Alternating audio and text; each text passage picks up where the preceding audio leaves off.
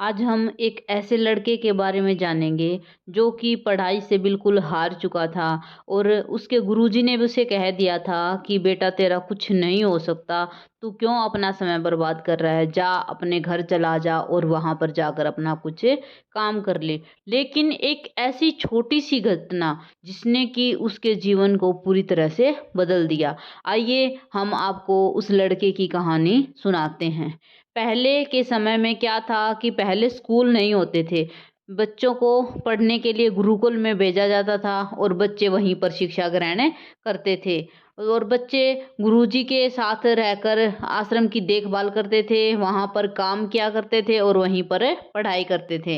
वृद्धराज, उस लड़के का नाम वृद्धराज था, उसे भी गुरुकुल में भेज दिया गया। वहाँ आश्रम में वह अपने सभी साथियों के साथ घुल मिल गया, लेकिन वह पढ़ने में बहुत कमजोर था। गुरुजी को कोई भी बात उसकी समझ में नहीं आती थी। इस कारण सभी उसका मजाक उड़ाते थे। उसके सारे साथी अगली कक्षा में चले गए, लेकिन वह वहीं का वहीं रह गया। वह हर बार फेल हो जाता और आगे नहीं बढ़ पाता। आखिरकार गुरुजी ने भी हार मान ली और उससे बोला, बेटा वृद्धराज, मैंने बहुत प्रयास करके देख लिए हैं, लेकिन तुम्हारा कुछ नहीं हो सकता। तुम यहाँ पर अपना समय बर्बाद मत करो, अपने घर चले जाओ और घर वालों की काम में मदद करो। उस लड़के ने सोचा कि शायद मेरी किस्मत में विद्या है ही नहीं, और वह भारी मन से गुरुकुल से अपने घर के लिए चल पड़ा। दोपहर का समय था। रास्ते में चलते चलते उसे बहुत ज्यादा प्यास लग गई। इधर उधर उसने देखा और पाया कि थोड़ी सी दूर पर कुछ महिलाएं कुएं से पानी भर रही हैं। वह कुएं के पास गया और वहां पर पत्थरों पर रस्सी के आने जाने के निशानों को देखा। तो उसने उस महिलाओं से पूछा कि यह निशान आपने कैसे बनाए।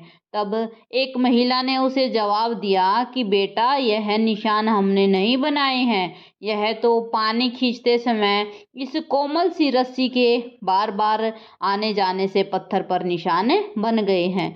अब वृद्धराज सोच में पड़ गया। उसने सोचा कि जब एक कोमल सी रस्सी के बार बार आने जाने से एक इतने ठोस पत्थर पर गहरे निशान बन सकते हैं, तो अगर मैं बार बार अभ्यास करूंगा तो मैं विद्या क्यों नहीं ग्रहण कर सकता।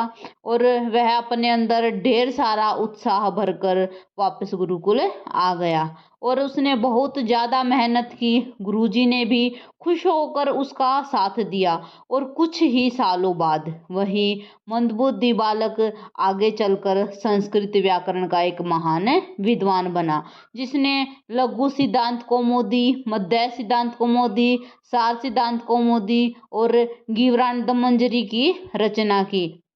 दोस्तों, उसने अपने कठोर अभ्यास के द्वारा यह साबित कर दिखाया कि अभ्यास के द्वारा कोई भी काम किया जा सकता है।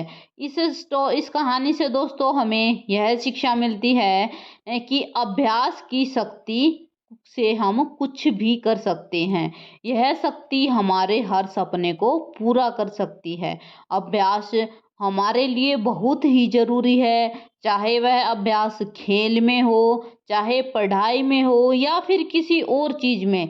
बिना अभ्यास के हम कभी भी सफल नहीं हो सकते। और अगर आप बिना अभ्यास के केवल किस्मत के भरोसे ही बैठे रहोगे, तो आखिर में आपको पछतावे के सिवा और कुछ हाथ नहीं लगेगा। इसीलिए अभ्यास के साथ धैर्य, परिश्रम और लगन रखकर आप अपनी मंजिल को पाने के लिए जुट जाएं। धन्यवाद दोस्तों। अगर मेरी वीडियो अच्छी लगे तो लाइक, शेयर, सब्सक्राइब करना ना भूलें।